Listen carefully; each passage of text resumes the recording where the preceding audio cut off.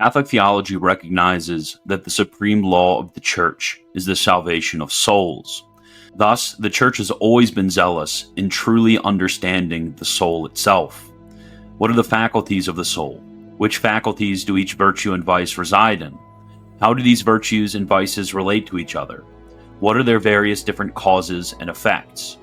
The Church, just like her Lord, is a spiritual physician which provides for us the teaching that lays out before us all of those illnesses of the soul. It presents before us the causes and effects of these illnesses, along with the guidance for determining its symptoms. Beside this, she is the one who possesses all the cures of these spiritual illnesses, that is able to eliminate vices and nurture virtue. One of the greatest links perceived by the traditional spiritual authors, and systematically treated by our scholastic theologians, was the connection between fasting and its cure of despair. But in order to see how these all fit together, we must first understand what hope is, which is the opposite of despair. First, hope is a theological virtue. It is called a theological virtue because it has God as its object. From catechesis, you should remember that faith and love are theological virtues as well. So what makes it different from the other theological virtues? It is different insofar as hope treats God as a good to be acquired as our last end, and with his help.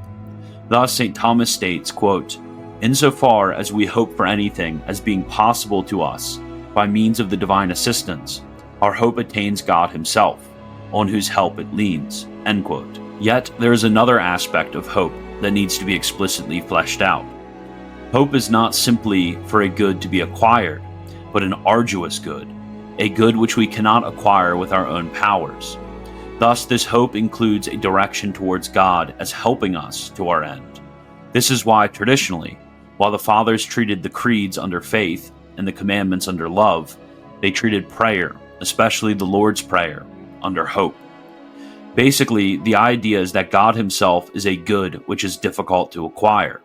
So we rely on his help by the virtue of hope in order to overcome the various and many difficulties which stand in the way of acquiring God in beatitude, whether of the world, the flesh, or the devil.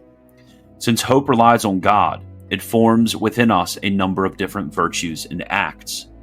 First, those who have hope are quick to pray, since relying on the help of God, they are quick to ask for this help.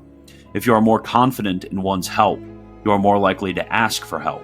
Second, those who have hope are able to cultivate a more zealous love of God, insofar as they are drawn to him as their last end. The man who does everything in his power to consistently order himself towards some end, gathering together all those means to that end, is apt to inflame his love towards that end. Thus it is clear that a greater hope brings about a stronger love. Third, those who have hope are bolder in their actions and shrink away from inaction. Hope is that very fuel of Catholic action. In this we abandon ourselves to divine providence in carrying out our various duties.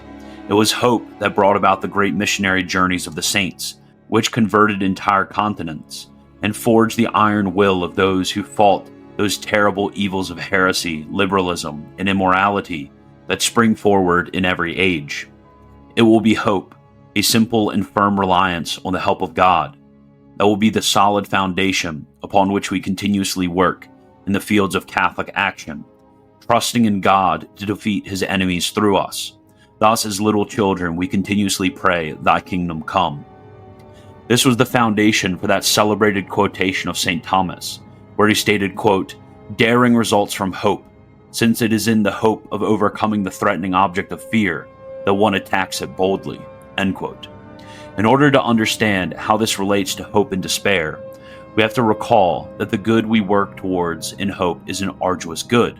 That is, it is one where there are certain evils attached to it that must be overcome. Boldness is what relates to the evil we must overcome, and hope relates to the good which is to be achieved when we overcome. There are two sides of the same coin. Hope and trust relies on God to give us his graces to overcome. Boldness is ready to eviscerate those evils that stand in our way. On the other hand, there are times when we slip and begin to consider other aspects of our goal. Sometimes we consider those evils which stand in the way of our goal. This causes fear in us. Rather than focusing on those great and many helps that we have, we focus on the difficulties before us. Thus, we become like Israel before the Promised Land, who, when they saw both the fruits and the giants of the land, said, quote, "We came to the land to which you sent us. It flows with milk and honey, and this is its fruit. Yet the people who dwell in the land are strong, and the cities are fortified and very large. And besides, we saw the descendants of Anak there." End quote. Each of the spies reported the greatness of the good and the presence of various evils.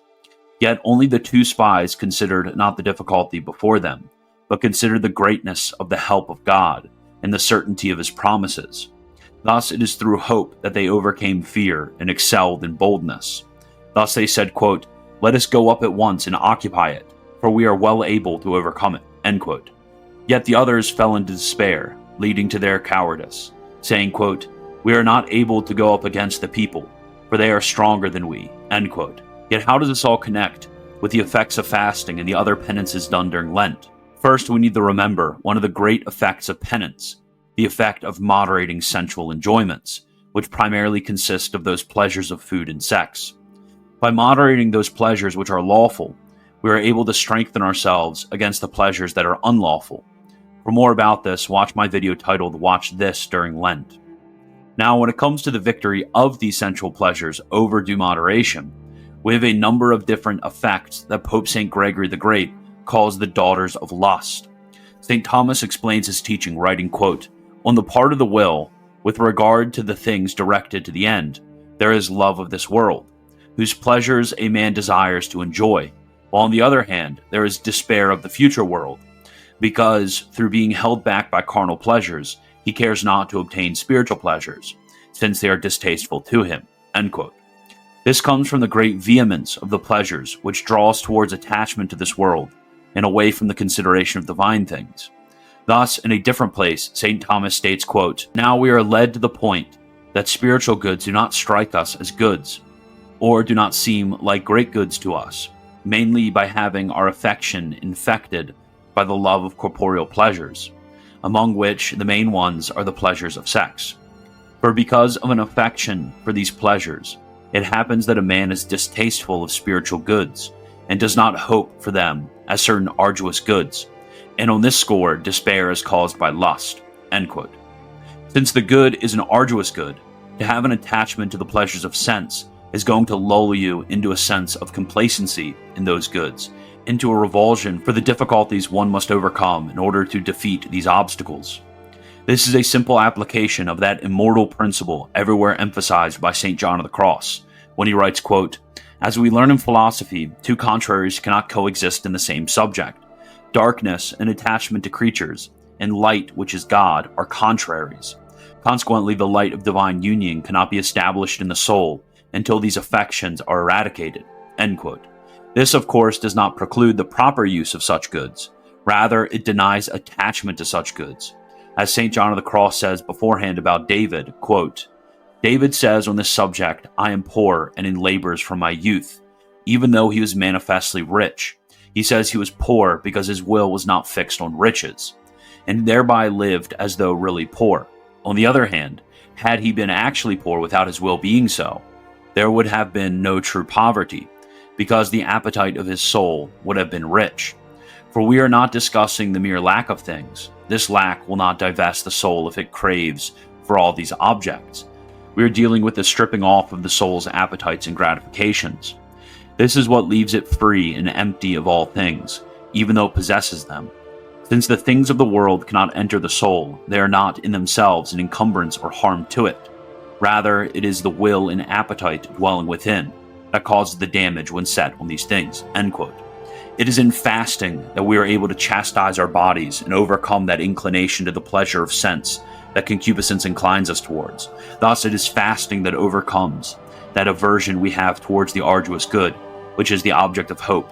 Thus, it is fasting which brings about within us a strong hope, which directs us towards a desire for those heavenly goods, which have as its fruits prayer which begs of God those helps to overcome the world, the flesh, and the devil, love which exercises us constantly in an attachment towards God, and boldness which inspires within us a strong will to persevere, despite those various different evils which tempt us to despair.